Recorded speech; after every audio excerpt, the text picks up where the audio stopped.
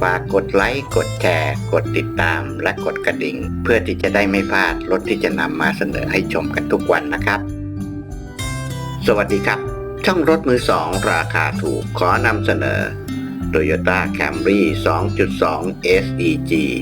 คันนี้เป็นโฉมไม้บรรทัดปี 1999 ครับเป็นตัวท็อปแอร์ออโต้เกียร์อัตโนมัติกระจกพับไฟฟ้า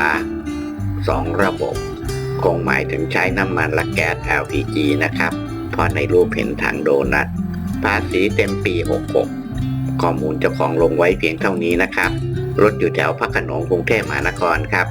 สนใจก็ลองติดต่อสอบถามขอข้อมูลเพิ่มเติมจากเจ้าของโดยตรงเลยครับเบอร์โทรให้ไว้ที่ท้ายคลิปแล้ว